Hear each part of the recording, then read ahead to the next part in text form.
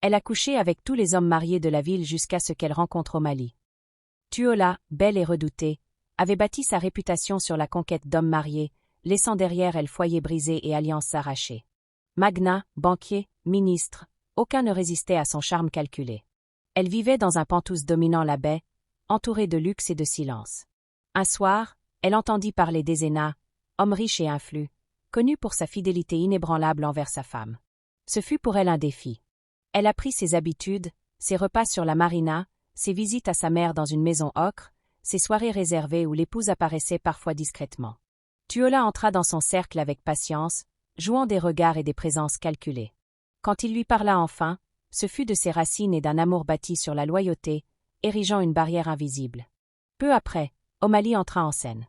Mince, discret, regard profond, il se tenait toujours près d'Ezena. Sans menace ni séduction, il déjoua chacun de ses mouvements, exposant ses intentions sans un mot. Plus elle insistait, plus il rendait ses approches vaines.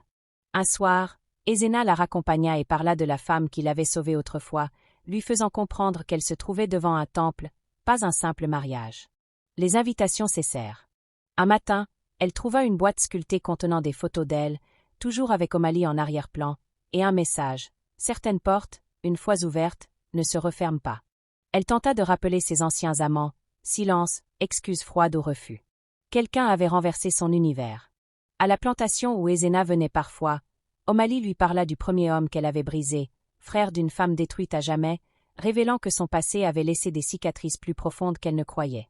En rentrant, elle trouva sur son lit une photo du gala où elle avait vu Ezena pour la première fois. Derrière elle, flou mais distinct, se tenait le mari de sa meilleure amie, affichant un sourire qu'elle ne lui connaissait pas. Au dos, une phrase, « Le chasseur n'est jamais seul, il travaille en meute ». Dans la baie vitrée, le reflet d'un homme immobile. Elle sut que la ville avait appris sa leçon avant elle. Dans cette ville où l'or et les lumières masquent les ombres, Tuola comprit trop tard que certains cœurs ne se conquièrent pas avec la beauté mais se gagnent avec l'honneur. Briser les autres finit toujours par briser une part de soi, et la victoire qui détruit n'est qu'une défaite qui se déguise. Les secrets voyagent plus vite que le vent et finissent toujours par revenir frapper à la porte de celui qui les sème. Et dans le silence de sa luxueuse solitude, elle sut que l'on ne joue pas impunément avec les destins tissés par la fidélité et la mémoire. Si cette histoire vous a marqué, abonnez-vous, commentez et likez pour découvrir la suite et partagez cette leçon.